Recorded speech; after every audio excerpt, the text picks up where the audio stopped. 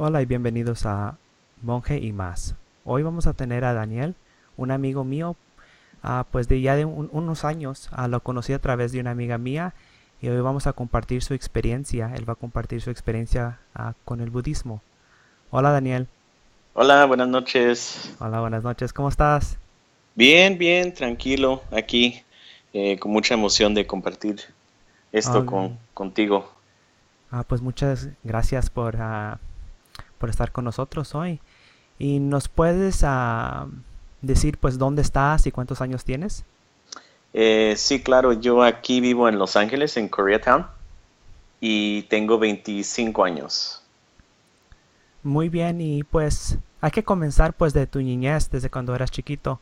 Ah, ¿Nos puedes decir algo sobre pues si teniste experiencias espirituales cuando eras un niño o cuando eras una adolescente?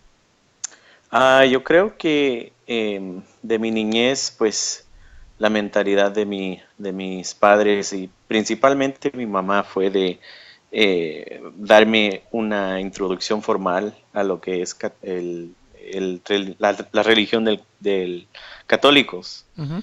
Y pues por ahí comencé yo por medios de los estudios para la primera comunión y iba a estudiar todos los sábados a una iglesia, Christ the King, que está aquí en Hollywood. Ujú. Y eso fue mi primer experiencia espiritual, digo yo, aprendiendo sobre la cristianidad, quién es Dios, Jesucristo y cosas así. Y desde muy joven me nació a mí mucho, como te dijera, venerar mucho las imágenes de la Virgen. Sí.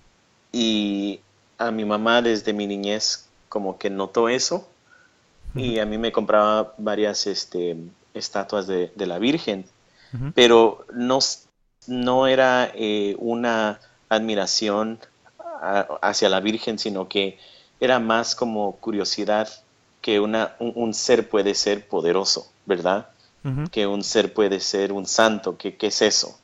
Y era más como una fascinación en ese concepto, que creo que era mi curiosidad en niñez.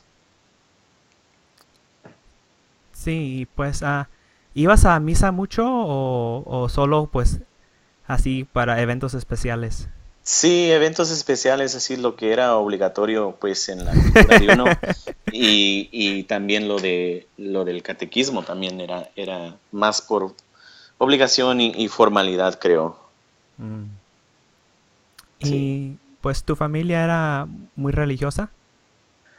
De que yo me acuerde, no mucho, creo que mi mamá quizás miraba religión eh, como una forma de aliviar muchos problemas familiares y yo creo que ella ambas veces eh, miraba como quien dice, oh, vamos a probar la iglesia católica, quizás esto podría ayudar a mi familia, o vamos a mirar a la iglesia cristiana, quizás esto pueda ayudar a nuestra familia, y era más como siempre tratar de encontrar un band-aid, como una cura Ujú. a arreglar algo que era más profundo. Y en aquel entonces, superficialmente, mi mamá no entendía, o quizás mi padre tampoco entendía cómo llegar a la raíz de muchos problemas.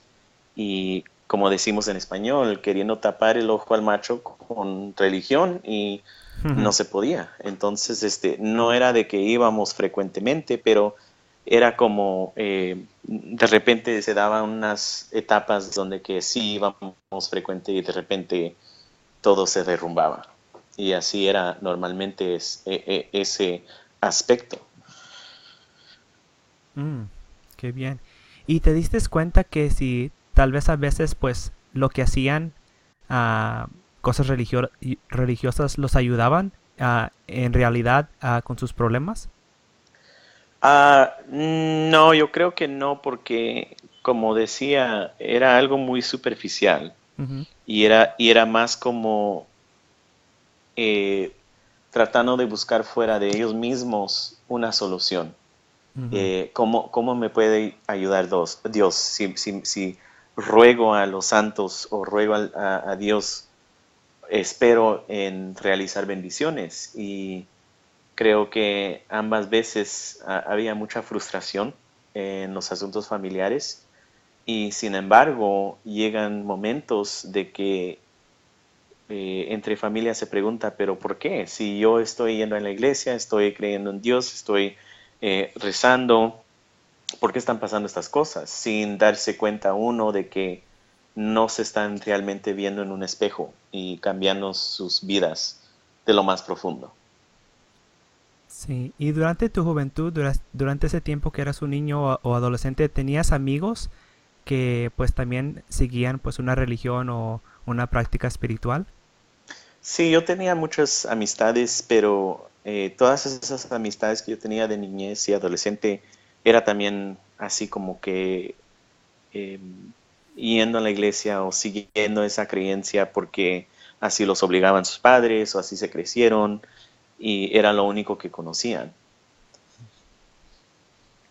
Sí, y pues pasando ese tiempo ya cuando pues tal vez te graduaste de la high school, ah, ya como un adulto, ah, ¿qué pensabas de la religión o de la espiritualidad o qué te atraía? ¿Tenías, si te atraía algo, tenías algo que pues que practicabas como adulto?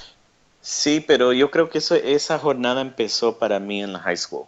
Cuando Ujú, estaba en el noveno grado, ujú, yo conocí a una maestra de biología que ella miró mucho potencial en mí como un estudiante y ella realmente me empujaba para desarrollar más mente abierta, particularmente desarrollar más la inteligencia, porque el aspecto de ser inteligente es 50% el poder entender las cosas y el otro 50% es ponerse uno a trabajar fuerte, aplicarse uno. Y ese es el aspecto que ella miraba. Entonces, todo comenzó cuando ella me refirió a un programa de así como cómo desarrollar profesionalmente y eso se llama The Landmark Forum y ujú. es un foro, una convención de 4 días y fui con mi mamá a la junta informativa y en ese momento creo que mi mamá se dio cuenta la gran oportunidad que esto se podría convertir para mí y me pagó el curso.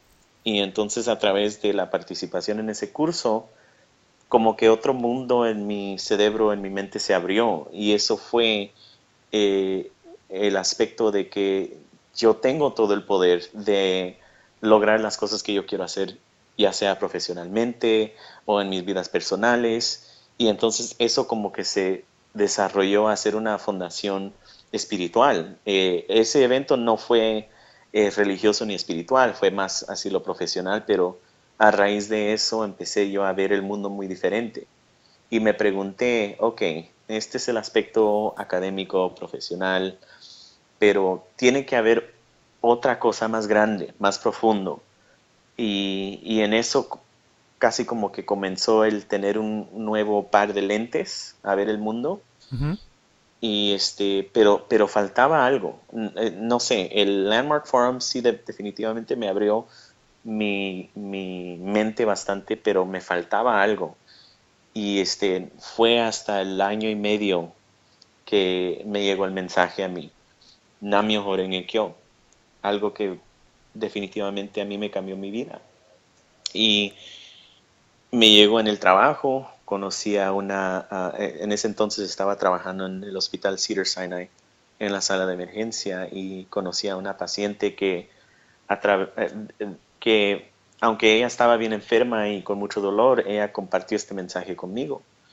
Y en aquel entonces era un adolescente de 16 años. ¿Qué sabía yo de lo que me estaba diciendo? Pero fue cuando empecé yo a realizar cosas y a perseguir una curiosidad hacia el budismo.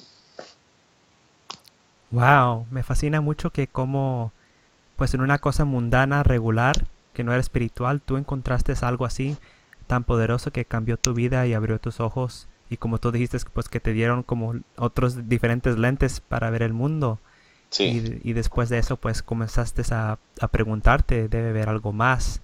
Ujú. ¿Y nos puedes contar más sobre pues tu experiencia que nos diste de qué es Nam-myoho Renge Kyo? Sí, Nam-myoho Renge Kyo es un mantra y el traducirlo literalmente significa dedicarse uno mismo a la ley mística de causa y efecto a través de sonido, vibración o enseñanzas. Entonces, Myoho Renge Kyo es el título chino del Sutra del Loto, que fue una de las últimas enseñanzas que el Buda Shakyamuni enseñó en sus tiempos cuando estaba vivo, hace más de 2000 años. Y el agregarle Nam a Myoho Renge Kyo fue un descubrimiento de un monje japonés que se llama Nichiren Daishonin. Y Nichiren Daishonin fue un monje que desde una edad muy pequeña, a los 13 años, entró él a ser un monje en el Japón. Y él cuando entró a ser monje lo hizo con una determinación y una promesa hacia él mismo que él quería saber por qué el país del Japón estaba en mucha destrucción, en mucho sufrimiento, había mucha guerra, había mucha gente muriéndose por enfermedades y Nichiren no entendía cómo un país que no solo practica las enseñanzas del Buda, pero en todos aspectos de la vida cotidiana de ellos era el budismo. ¿Cómo podría existir tanto sufrimiento cuando el Buda enseñaba de que las enseñanzas del Buda fue como la raíz de esas enseñanzas es como sobresalir los cuatro sufrimientos?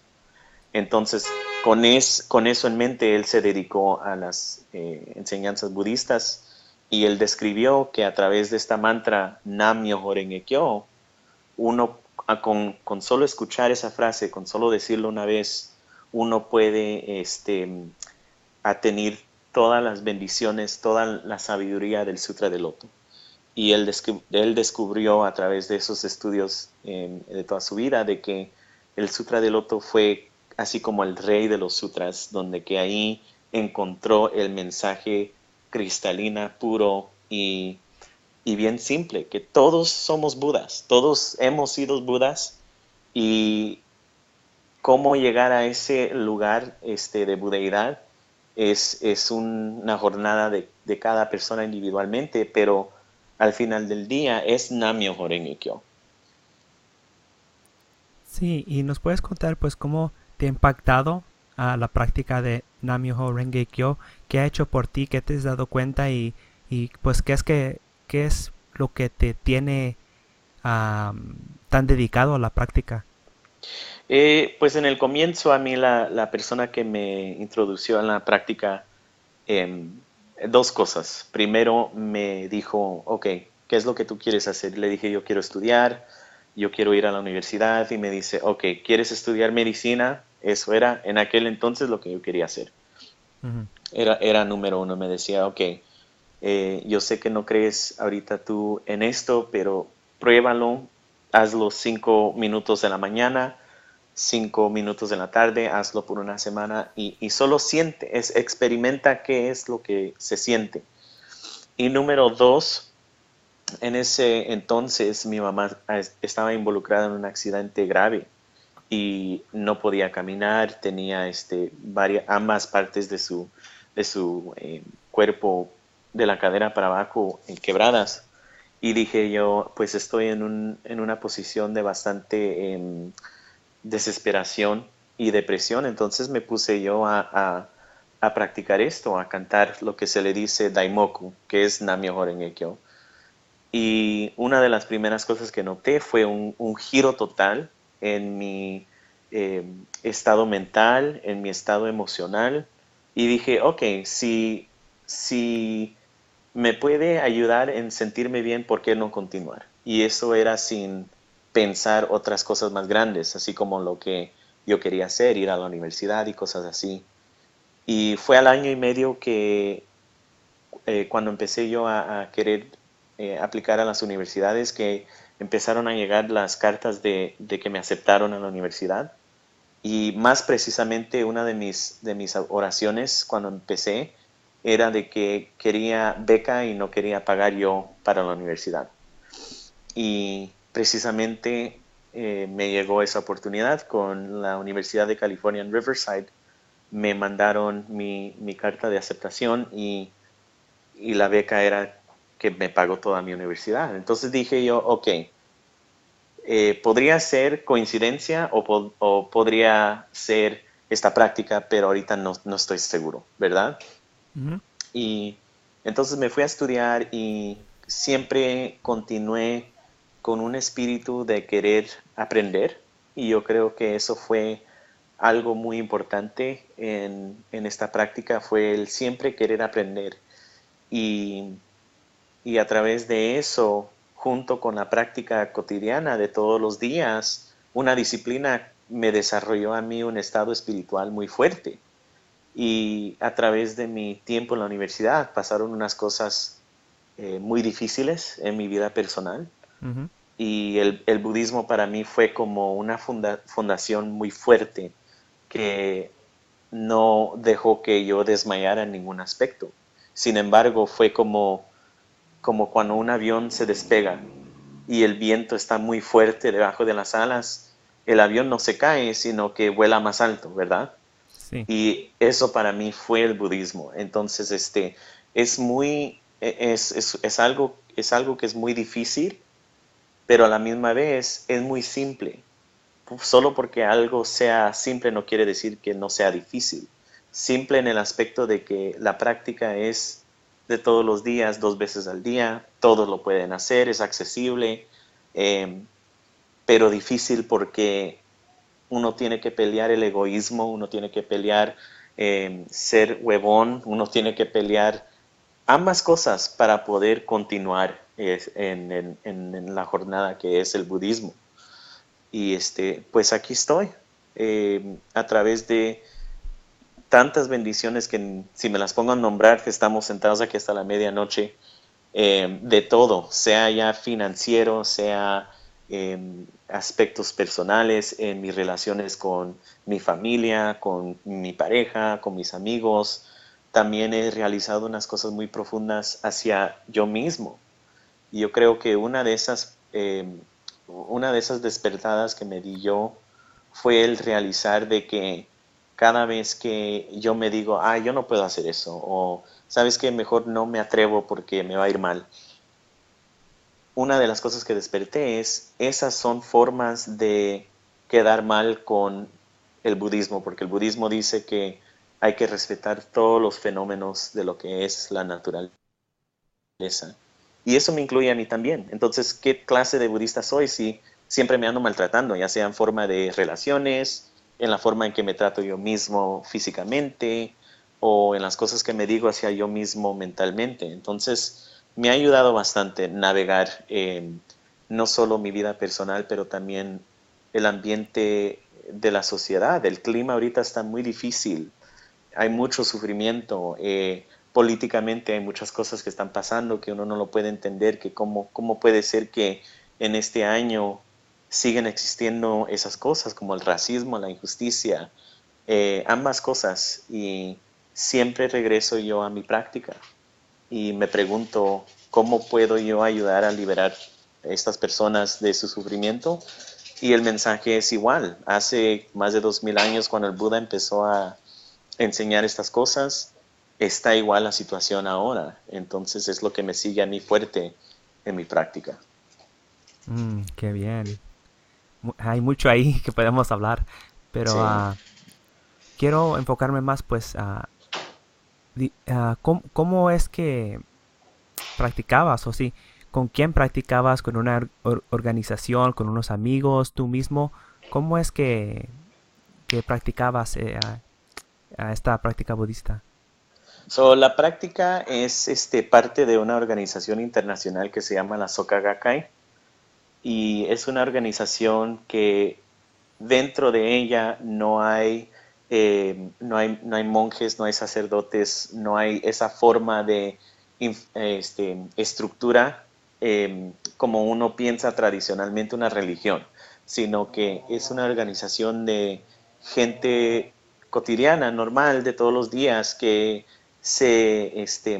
¿cómo te dijera? Se ayudan uno a sí mismo y se ayudan a estudiar la literatura de Nichiren Daishonin, a interpretar el Sutra del Loto y en cómo aplicarlos en vida de todos los días. Y entonces yo cuando me hice parte de esta organización, aquí encontré por mi casa un grupo local de esa organización que se juntaba cada semana a practicar juntos, a leer juntos, a estudiar budismo juntos, y así uno con el otro nos apoyábamos. Pero a mí una persona que me enseñó cómo cantar y cómo hacer la práctica se llama Carolyn. Ujú. Y Carolyn fue una persona que practicó el budismo a través de más de 45 años. Y ella se tomó la paciencia y el tiempo de enseñarme el significado de todas las cosas en lo que es el aspecto del ritual ya de todos los días. Y ella fue la que me enseñó el budismo. Y hace 10 años cuando empecé a practicar, no captaba yo la profundidad de la presencia de ella como una mentora en mi vida hasta después, hasta ahora de adulto, que miro hacia atrás y digo yo, wow, qué hermosa semilla que ella sembró en mi vida y lo cuidó muy bien como un jardín, pero no lo entendía. Pero ahora que estoy viviendo mi vida como un adulto y estoy creciendo y desarrollando, digo yo, esta fundación fuerte fue gracias a personas como ella, que me ayudaron en un tiempo que yo estaba ciego, no entendía. Y así, a través de esta organización yo me he apoyado unos con los otros y también ha tenido yo la gran oportunidad de ser un líder de joven y ayudar a ser como un mentor para los demás que también están comenzando esta práctica. Mm, qué bien. Y tengo una pregunta. ¿Crees que se puede practicar uno solo? ¿Es suficiente? ¿O es mejor tener una comunidad? Pues yo creo que esa pregunta, la respuesta para eso es, en corto, no. Creo que budismo no puede existir en uno solo, es número uno. Y dos, la respuesta más larga es de que depende también en el tiempo, depende en la persona.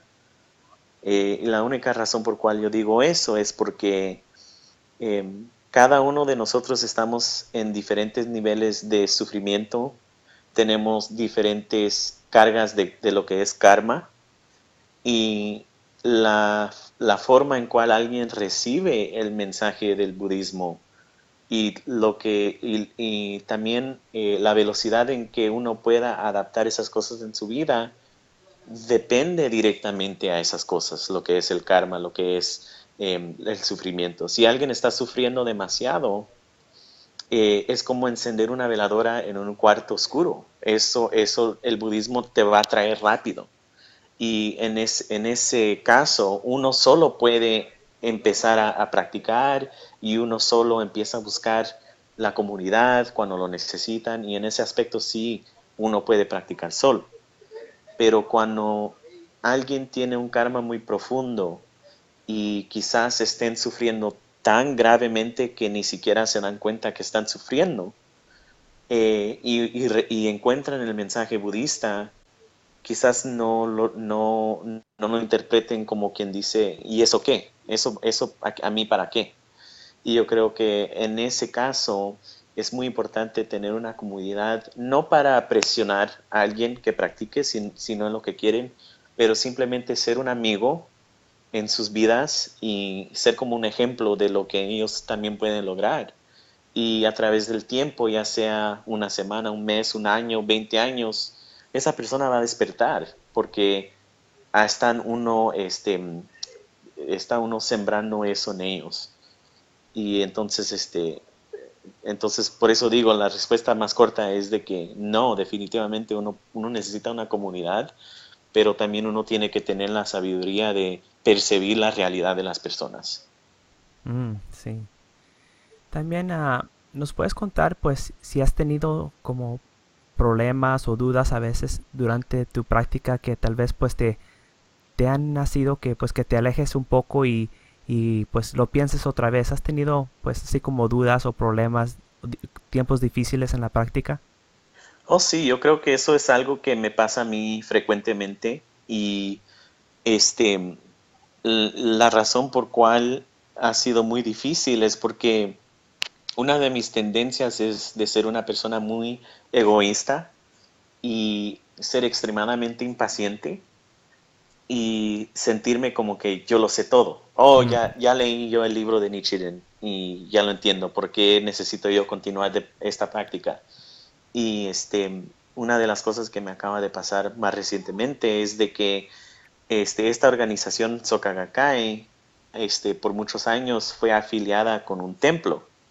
Y este templo se llama Nichiren Shoshu. Y una de las cosas que me pasó fue que empecé a dudar yo la forma en cual la organización eh, practica, cómo ellos enseñan lo que es budismo y empecé yo a como que a darme dos o tres pasos para atrás y tratar de mirar otras cosas y fui yo al templo donde se asociaba antes a tratar de ver qué es lo que me falta, porque eso es algo que siempre encuentro en mi vida, como que llego a un nivel o a un lugar y algo me falta.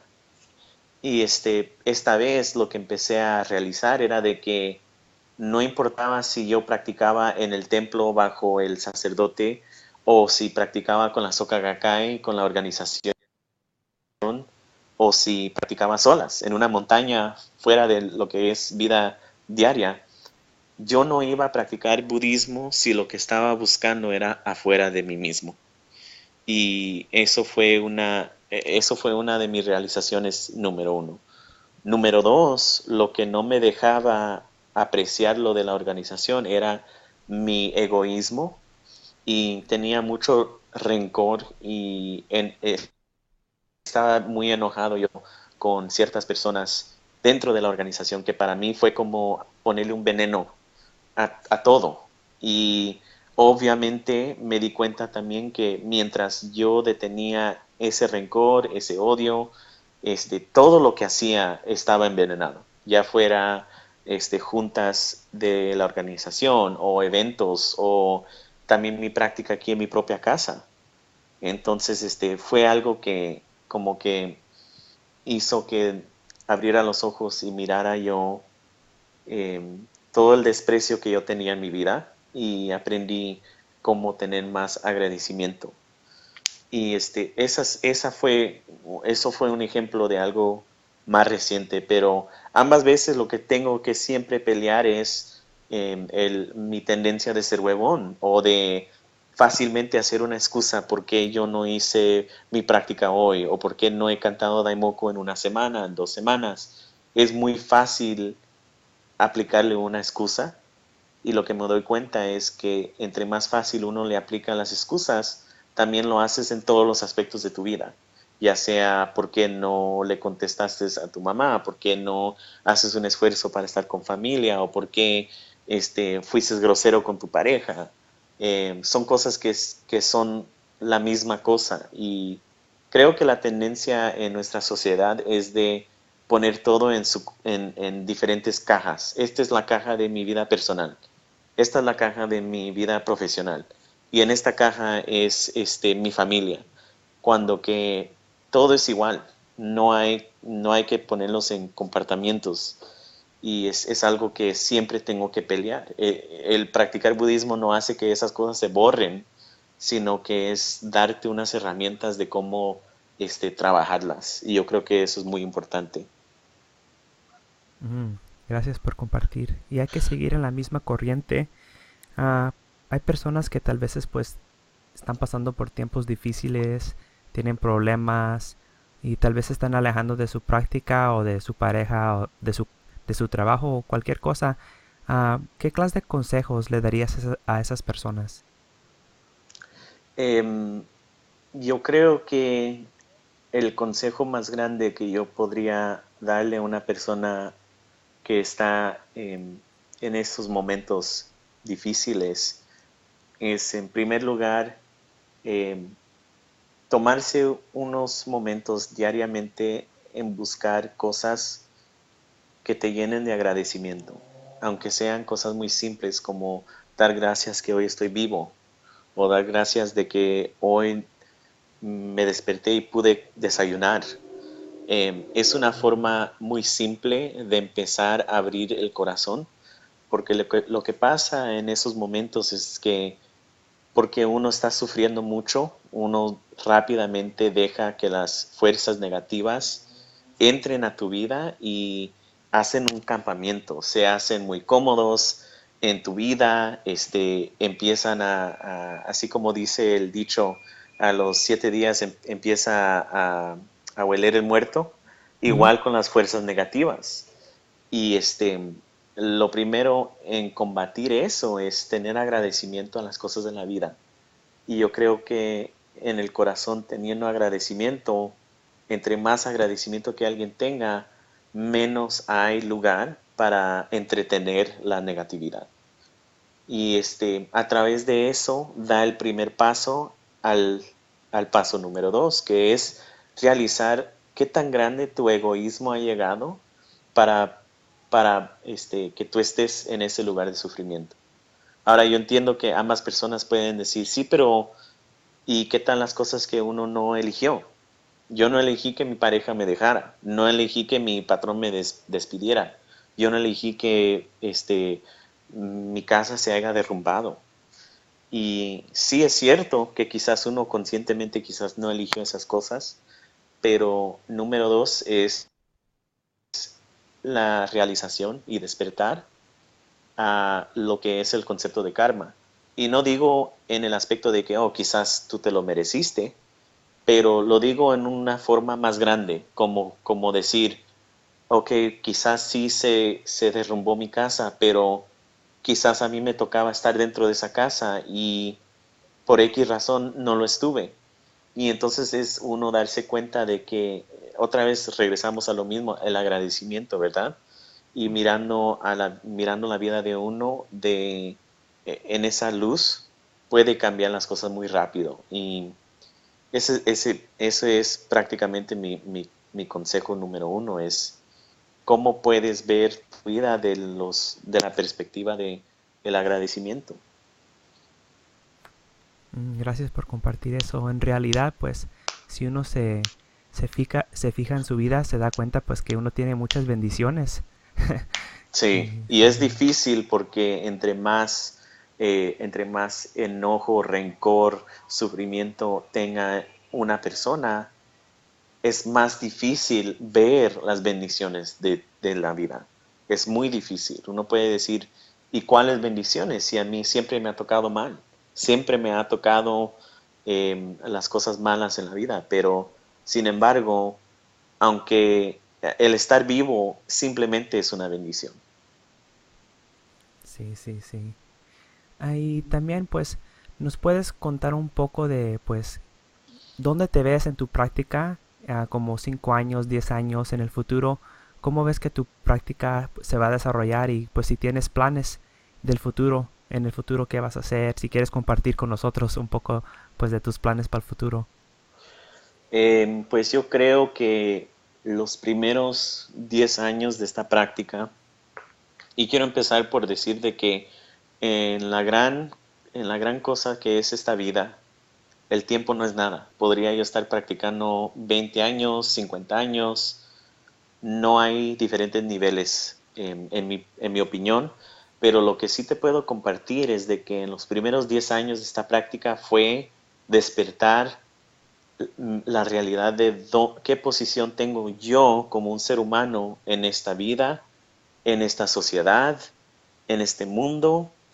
Y yo creo que ahorita estoy en un estado de transición de esa mentalidad y mi próxima mentalidad. Creo que para los próximos 5 años, 10 años de mi práctica, verdaderamente va a ser cuál es el impacto que yo puedo tener en esta sociedad.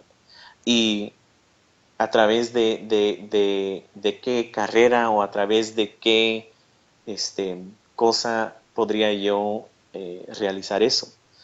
Y ahorita mi carrera es en ensayos clínicos, en ayudar mover medicinas nuevas para ser aprobadas en el uso en pacientes. Y estoy como que llegando a poco realizar cómo a través de eso, ese trabajo, puedo yo tener ese impacto, no solo en el aspecto obvio que es en las medicinas para la gente que está sufriendo enfermedades, pero también al otro lado, cómo cambiar la industria farmacéutica y cómo cambiar la mentalidad de la industria farmacéutica a ser más centrado al ser humano y no tanto ser centrado sobre el aspecto del negocio, de lo que es el dinero y cosas así, que sí se necesitan para mover esas cosas, pero que no sea el centro, ¿me entiendes? Que no sea el centro de valor en esta industria. Y yo creo que en los próximos 5 a 10 años yo voy a mirar hacia mi práctica a que sea mi guía en cómo actualizar esas cosas, porque es muy difícil. Y y esos son ahorita mis planes, creo yo.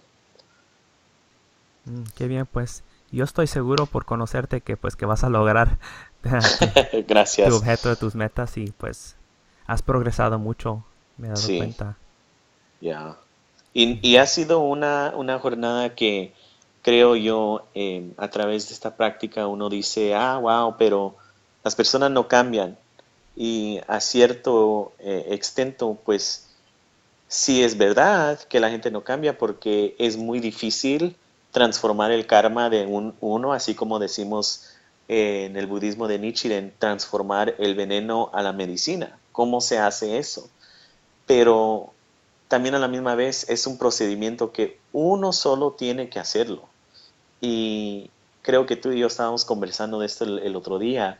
¿Cómo puede uno cambiar el karma negativo que uno tiene en su vida? Pues se tiene que manifestar en algo. Karma no se puede cambiar si está en la nube o en el universo y no está manifestado. Karma se tiene que manifestar en forma de problemas, en forma de sufrimiento con relaciones o en cualquier cosa. Y es en ese momento que uno tiene que tener la sabiduría de un Buda en percibir la oportunidad de poder cambiar esas cosas y transformar ese veneno a medicina. Yo creo que en los últimos 2 o 3 años pasaron muchas cosas en mi vida personal que rápidamente, como un Alka-Seltzer, pudieron subir y sacar y manifestar mucho de mi karma negativo que me hizo ser una persona más humilde, me hizo ser una persona más agradecida y todavía me queda mucho camino, muchos esfuerzos que hacer y me falta un camino muy largo, pero en lo que es el tiempo de un ser humano, que son que 80, 90 años, en los últimos 2 años he hecho grandes avances, no solo en mi práctica, pero en mi vida profesional también, lo que es la carrera y todo eso a mí me llena de mucho agradecimiento y me siento muy humilde porque me estoy dando cuenta de que esta misión que yo estoy queriendo lograr en los próximos 5 y 10 años no va a ser cosa fácil, pero miro hacia atrás y digo, he logrado cosas difíciles que en algún entonces de mi vida pensé que era imposible. Entonces, ¿quién soy yo para decir que ahora lo que yo estoy viendo en el futuro también es imposible? Y eso a mí me llena de mucha energía y levantarme todos los días a seguir adelante, no solo en la práctica, pero en mi trabajo, en mi sociedad. Mm, gracias por compartir Yeah. todo hoy con nosotros. Al fin siempre pues me gusta darle la oportunidad a mis invitados a pues preguntarme a mí algo si quieren preguntarme algo. Sí, Mm, casualmente tenía yo curiosidad de saber, porque tú estudiabas budismo antes de entrar a ser monje, y de ese tiempo que entraste a ser monje para ahora, por X razón no hemos tenido mucha oportunidad de conversar, de convivir y platicar, pero tengo curiosidad de saber en qué aspectos sientes de que al entrar a ser monje, ahora quizás algo ha cambiado o quizás tu práctica se ha desarrollado o quizás el entendimiento del budismo ha crecido en alguna forma? ¿Cómo ha sido esa experiencia para ti? Ah, muy buena pregunta. Pues el día antes que me hice monje, uno de los monjes aquí me dijo, ¿sabes qué, Ricardo?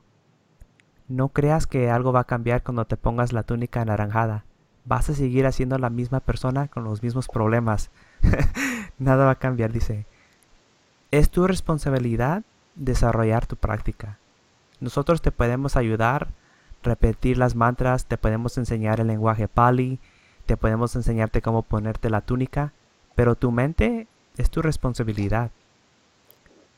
Y eso pues yo lo tomé muy serio y el próximo día cuando me hice monje y desde ese día hasta hoy, todos los días me ha esforzado a, a practicar y desarrollar mi mente. ¿A qué nivel? Pues ojalá me ha desarrollado un poco más de antes, de cómo estaba antes, pero sí me he dado cuenta pues que por lo menos en la forma que veo las cosas ha cambiado mucho. Antes siempre veía las cosas como uh, 90% del tiempo de mi perspectiva. Siempre estaba pensando, pues, esto cómo me pertiene a mí, cómo me afecta a mí, o cómo me Ujú, afecta a mis amigos, o cómo le afecta a mi familia. Siempre había un mi, algo así. ujú. Y ahora, pues, como que eso ya se me está cayendo un poco y estoy más enfocado en las otras personas. Y creo que eso es lo más que ha transformado en estos últimos 3 años en mi práctica, uh, que es algo que creo que de verdad tiene gran valor, porque sí he aprendido mucho, leí todas las sutras y ha estudiado mucho, ha leído muchos comentarios y libros sobre las enseñanzas del Buda y ahora sé más del lenguaje del Buda, y sé cosas así rituales, pero eso tienen su lugar, pero hablando de algo pues que de verdad ha cambiado Ujú. en mí a través de estos últimos años de ser monje es pensar más en otros y menos en yo mismo. Eso es lo que creo que ha transformado más en estos últimos años. Wow. Y segunda pregunta, me Ujú. dijiste que solo una, pero te tengo dos. Está bien. La segunda pregunta es, en estos tiempos tan difíciles que estamos siendo testigo, ¿verdad?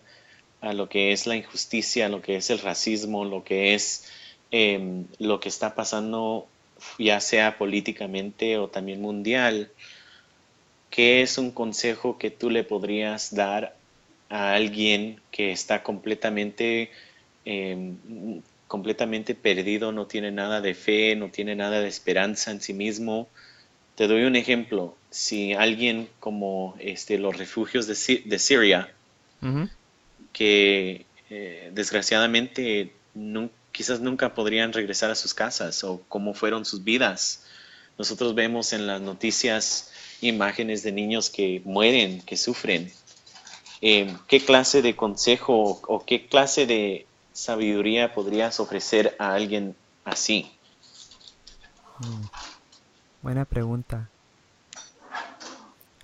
Pues a través de mi vida, por lo menos cuando yo he pasado por tragedias, por mucho sufrimiento, por mucho dolor, en esos tiempos, por lo menos a mí se ha sentido como que el mundo se está ah, deshaciendo, que va a terminar el mundo, es el fin del mundo.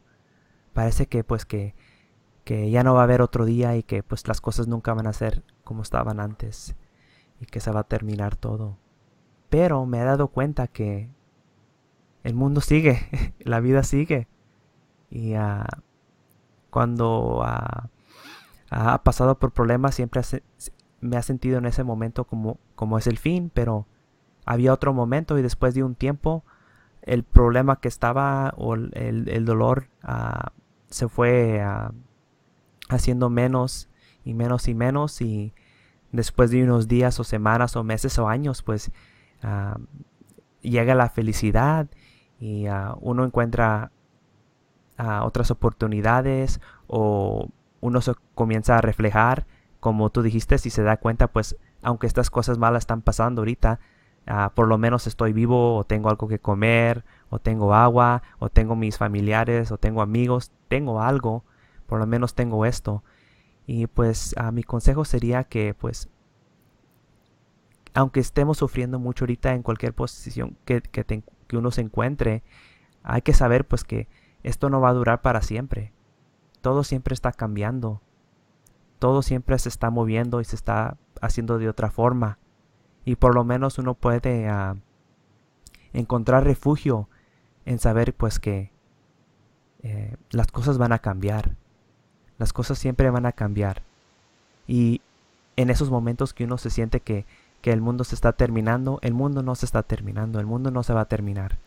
Ujú. Aunque sientes el peso de todo el universo, de todo el mundo sobre tus hombros, ah, las cosas van a cambiar de una forma y otra. Y eso puede ser como, por lo menos te puede dar como una oportunidad de pensar que o te da esperanza que las cosas van a cambiar.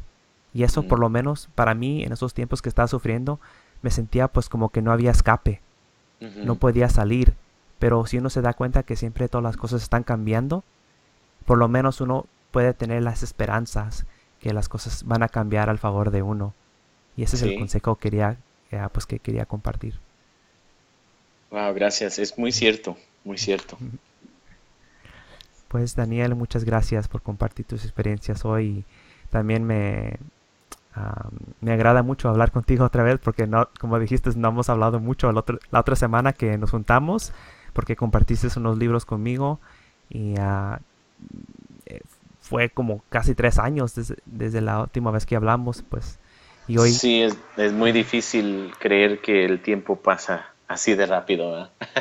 sí, ya no estamos tan jóvenes y bellos como antes. Sí, es cierto. Pero más sabios, ojalá. Más sabios, sí. Como vino fino. Sí, como vino fino. Pues muchas gracias, Daniel, por compartir tus experiencias Gracias con a ti. nosotros hoy.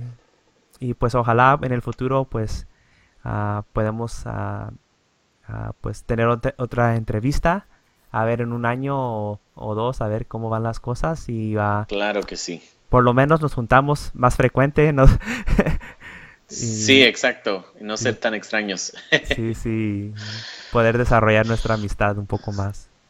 Claro que sí. Muchas gracias a ti por la invitación. Ok, muchas gracias, Daniel. Hasta luego. Ok, bye.